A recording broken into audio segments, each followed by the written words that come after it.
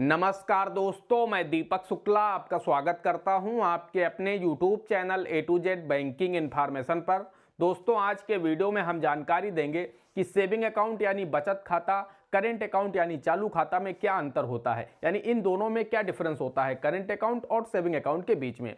साथ ही हम आपको यह भी बताने वाले हैं कि बचत खाता और चालू खाते के क्या फायदे हैं, क्या नुकसान हैं, यानी करेंट अकाउंट और सेविंग अकाउंट के क्या एडवांटेज हैं, क्या डिसएडवांटेज हैं, वो भी इस वीडियो में हम आपको बताने वाले हैं। साथ ही हम आपको यह भी बताएंगे कि आपको कौन सा अकाउंट खुलवाना चाहिए, बचत खाता या चालू खाता। साथ ही इनके क्या फीचर हैं वो भी हम आपको बताने वाले हैं कि सेविंग अकाउंट के क्या फीचर होते हैं, करेंट अकाउंट के क्या फीचर होते हैं और इनमें कौन कौन से दस्तावेज लगते हैं, आप किस तरह का करेंट अकाउंट या सेविंग अकाउंट ओपन करा सकते हैं। यानी आपके मन में करेंट अकाउंट और सेविंग अकाउंट को लेकर के जो भी डाउट हैं सभी इस वीडियो को देखने के बाद क्लियर हो जाएंगे। बस आप लोगों से एक छोटी सी रिक्वेस्ट है, वीडियो पसंद आए तो एक लाइक जरूर करिएगा।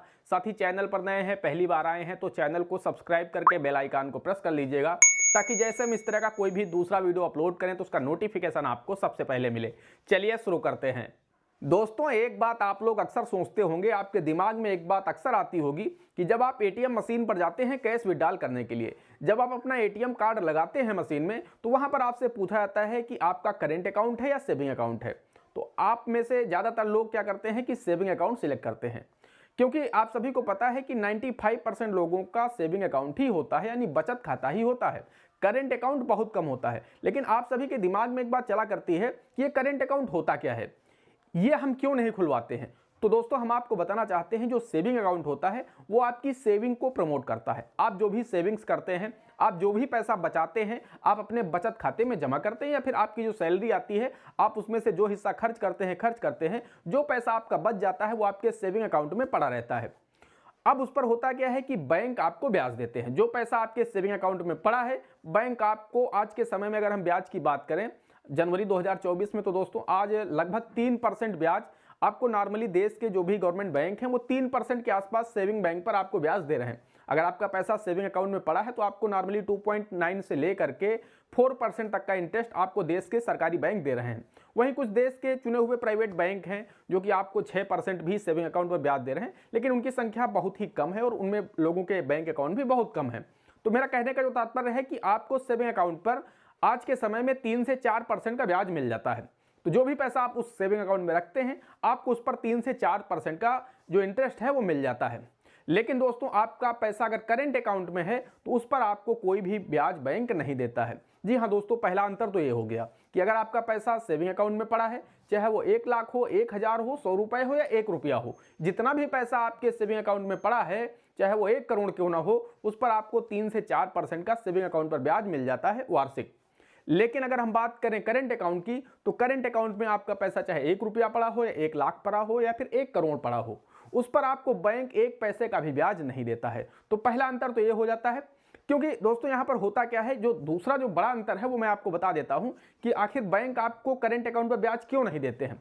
उसका जो मुख्य उद्देश्य होता है ये होता है क्योंकि सेविंग अकाउंट में आप सभी को पता है कि आप सेविंग अकाउंट से अगर आप बैंक जाएंगे कैश विड्रॉल करने, तो बैंक आपको दिन में 1 बार ही कैश विड्रॉल करने की अनुमति देता है। आपका जिस भी शाखा में खाता है आप वहां पैसा जमा करने जाएंगे तो बैंक आपसे 1 बार आप जमा कर देंगे। अगर आप चाहें कि उसी दिन आप दोबारा जमा करें तो बैंक आपको मना कर देता है कि अब आप कल जमा करिएगा, एक ट्रांजैक्शन आप कर चुके हैं। क्योंकि सेविंग अकाउंट की ट्रांजैक्शंस की लिमिट्स होती हैं, तो वहां पर आप एक दिन में 1 ट्रांजैक्शन कर सकते हैं और महीने में आप 10 बार कैश विड्रॉल कर सकते हैं बैंक जाकर के, और 10 बार आप कैश डिपॉजिट कर सकते हैं, तब तक आपको बैंक नहीं रोकता है। लेकिन करेंट अकाउंट में क्या है, आप दिन में 10 बार जाइए कैश विड्रॉल करने, आप कर पाएंगे। 10 बार आप दिन में जाइए डिपॉजिट करने, कर पाएंगे। आप जैसे सेविंग अकाउंट में महीने में आप 10 बार ही कर सकते हैं, तो करेंट अकाउंट में आप 100 बार जमा करिए, 100 बार विड्रॉल करिए, उससे अधिक करिए, बैंक को कोई दिक्कत नहीं है। बस यही एक कारण होता है, क्योंकि ये जो अकाउंट होता है यह मुख्य रूप से व्यापारियों के लिए होता है। ये बिजनेस को प्रमोट करने के लिए होता है कि आपको दिन में 10 बार अगर पैसे की आवश्यकता पड़ रही है तो आप 10 बार निकाल सकते हैं। आपके पास पैसा दिन में 10 बार कहीं से आ रहा है तो आप 10 बार इससे अपने करेंट अकाउंट में जमा कर सकते हैं। इसी वजह से करेंट अकाउंट पर बैंक आपको ब्याज नहीं देते हैं। इसके अलावा अगर हम सेविंग अकाउंट की एक फाइनेंशियल ईयर की ट्रांजैक्शन लिमिट की बात करें कि आप अपने बचत खाते में एक फाइनेंशियल ईयर में कितना कैश डिपॉजिट कर सकते हैं और कितना कैश विड्रॉल कर सकते हैं, तो दोस्तों मैं इस पर एक सेपरेट वीडियो बना चुका हूं कि अगर आप उस लिमिट से ज़्यादा कैश डिपॉजिट करते हैं या कैश विड्रॉल करते हैं और भी सेविंग अकाउंट की जो ट्रांजैक्शन लिमिट होती है उन्हें अगर आप क्रॉस करते हैं तो आपको इनकम टैक्स डिपार्टमेंट का नोटिस आ सकता है। तो अगर अभी तक आपने हमारा वो वीडियो नहीं देखा है तो जरूर देखिएगा। उस वीडियो का लिंक हम आपको वीडियो के डिस्क्रिप्शन में भी दे देंगे और आई बटन में भी दे देंगे, तो वहां पर जाकर के आप हमारे उस वीडियो को देख सकते हैं। हमारा बहुत ही पॉपुलर वीडियो है, लगभग 8 लाख लोगों ने उस वीडियो को अभी तक देख लिया है, तो आप लोग भी उस वीडियो को जरूर देखिएगा। तो दोस्तों सेविंग अकाउंट की जो एक फाइनेंशियल ईयर की कैश डिपॉजिट की लिमिट है वो है 10 लाख रुपए और कैश विड्रॉल की जो लिमिट है वो भी है 10 लाख रुपए। यानी सेविंग अकाउंट यानी बचत खाते से आप एक वित्तीय वर्ष में 10 लाख रुपए से ज्यादा ना ही आप जमा कर सकते हैं कैश और ना ही 10 लाख रुपए से ज्यादा आप विड्रॉल कर सकते हैं। इससे ज्यादा अगर आप कैश डिपॉजिट करते हैं या कैश विड्रॉल करते हैं तो आपके ऊपर इनकम टैक्स डिपार्टमेंट कभी भी आपको नोटिस भेज करके आपसे जवाब मांग सकता है और अगर आप उसे एक्सप्लेन नहीं कर पाते हैं तो आपके ऊपर पेनाल्टी भी इंपोज कर सकता है। साथ ही दोस्तों हम आपको यह भी बताना चाहते हैं कि ऐसा नहीं है कि आपके 4 सेविंग अकाउंट हैं तो आप 4 बैंकों में अलग अलग 10-10 लाख रुपए डिपॉजिट कर पाएंगे, ऐसा नहीं। आपके सभी बैंक अकाउंट को जोड़ करके आपके जितने भी सेविंग अकाउंट हैं उन सभी को जोड़ करके आपकी जो एक फाइनेंशियल ईयर की सेविंग अकाउंट की लिमिट होती है वो 10 लाख होती है कैश डिपॉजिट की और 10 लाख होती है कैश विड्रॉल की। इससे ज्यादा आप ना ही कैश डिपॉजिट कर सकते हैं और ना ही कैश विड्रॉल कर सकते हैं। अगर आप इससे ज्यादा करते हैं तो आपको इनकम टैक्स का नोटिस कभी भी आ सकता है। अगर हम बात करें करंट अकाउंट की तो दोस्तों यहां पर करंट अकाउंट की लिमिट्स ज्यादा होती हैं। करंट अकाउंट चूंकि बिजनेसमैन के लिए होता है तो यहां पर आपकी जो एक फाइनेंशियल ईयर की लिमिट होती है वो होती है 50 लाख रुपए। आप एक वित्तीय वर्ष में कैश डिपॉजिट कर सकते हैं अपने करंट अकाउंट में 50 लाख रुपए और 50 लाख रुपए आप कैश विड्रॉल भी कर सकते हैं अपने करंट अकाउंट से एक वित्तीय वर्ष में। तो यहां पर 5 गुना आपको लिमिट मिल जाती है सेविंग अकाउंट की। अगर हम तुलना में बात करें तो यहां पर आपको 5 गुना लिमिट मिलती है करंट अकाउंट में, यानी आप 50 लाख तक डिपॉजिट भी कर सकते हैं और 50 लाख तक एक वित्तीय वर्ष में निकाल भी सकते हैं। दोनों आपको यहां पर 50-50 लाख रुपए की लिमिट्स मिल जाती हैं। दोस्तों सेविंग अकाउंट के कुछ ऐसे भी खाते होते हैं जो कि जीरो बैलेंस पर रन करते हैं। यानी मेरा कहने का तात्पर्य यह है कि अगर आप उस खाते से पूरा बैलेंस निकाल लेते हैं तब भी आपका खाता बंद नहीं होता है, आपका खाता चला करता है। बैंक आपसे मिनिमम बैलेंस एवरेज करने के लिए नहीं कहता है, ना ही आपके ऊपर चार्जेस लगाता है। जैसे कि नरेगा के अकाउंट हो गए, स्टूडेंट के अकाउंट हो गए, या फिर जो लोग वृद्धावस्था पेंशन है, विकलांग पेंशन है, विधवा पेंशन है, इस तरह की जो पेंशन लोग पाते हैं उनके जो अकाउंट होते हैं, स्टूडेंट्स के जो अकाउंट होते हैं, उनमें बैंक आपसे नहीं कहता कि आप इनमें मिनिमम बैलेंस मेंटेन करिए।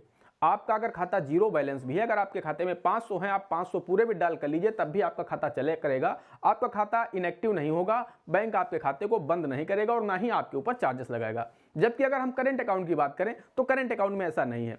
करंट अकाउंट की जो मिनिमम एवरेज बैलेंस की लिमिटेशन है वो है 10,000 रुपए। तो आपको कम से कम अपने उस करंट अकाउंट में 10,000 रुपए हमेशा रखने होंगे, यानी 10,000 रुपए का बैलेंस आपको मेंटेन करना होगा अपने करंट अकाउंट में। अगर आप वो बैलेंस मेंटेन नहीं करते हैं, आप अपना बैलेंस कम कर देते हैं, कैश विड्रॉल कर लेते हैं, उस दशा में बैंक आपके ऊपर चार्जेस लगाएगा, यानी आपसे बोलेगा कि आप इसका जो मिनिमम बैलेंस है वो आप मेंटेन करके रखिए। जबकि सेविंग अकाउंट में भी कुछ सेविंग अकाउंट होते हैं जिनमें आपको मेंटेन करना होता है बैलेंस, लेकिन मैं बात कर रहा हूं कि कुछ ऐसे भी अकाउंट होते हैं जैसे जनधन स्कीम के अकाउंट हैं, उनमें आपको कोई भी बैलेंस मेंटेन नहीं करना है, आप जीरो बैलेंस में उन खातों को चला सकते हैं।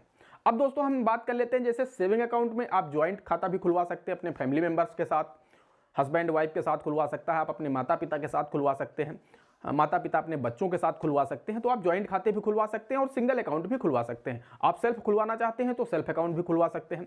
उसी तरह से करंट अकाउंट में भी होता है। करंट अकाउंट आप चाहें तो सेल्फ भी खुलवा सकते हैं, आप चाहे ज्वाइंट में खुलवा सकते हैं, आप चाहें तो किसी फर्म के नाम भी खुलवा सकते हैं। आपका कोई बिजनेस है, आपकी कोई फर्म है तो आप उसके नाम भी खुलवा सकते हैं। और आप अगर चाहें करंट अकाउंट आपको खुलवाना है तो आप अपने नाम पर भी खुलवा सकते हैं, यानी आप सेल्फ करंट अकाउंट भी ओपन करवा सकते हैं अपने पैन कार्ड पर। आपको पैन कार्ड देना होगा, अपना आधार कार्ड देना होगा और आपका सेल्फ करंट अकाउंट ओपन हो जाएगा।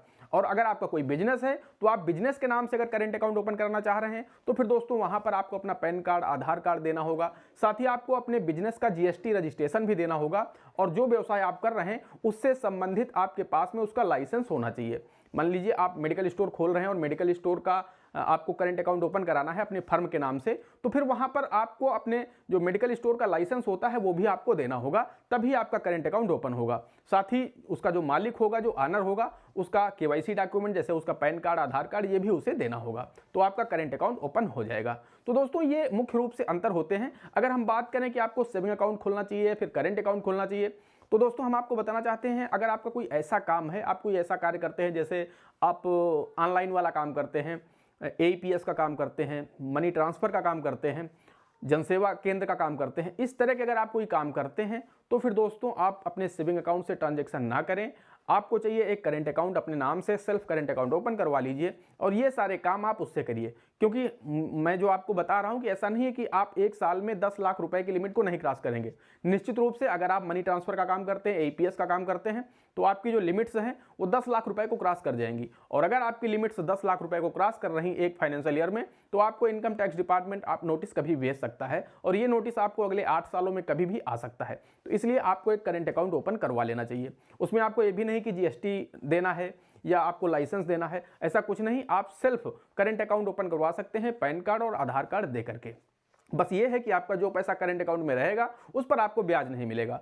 सेविंग अकाउंट में जो पैसा रहता है उस पर आपको ब्याज मिलता है। बस इतना सा अंतर होता है और आप इससे हैवी ट्रांजैक्शन कर सकते हैं, कोई दिक्कत नहीं है। दोस्तों आशा करते हैं जानकारी पसंद आई होगी। अगर जानकारी पसंद आई हो तो प्लीज वीडियो को एक लाइक कर दीजिएगा। चैनल पर नए हैं, पहली बार आए हैं तो चैनल को सब्सक्राइब कर लीजिएगा क्योंकि यह बिल्कुल ही फ्री है।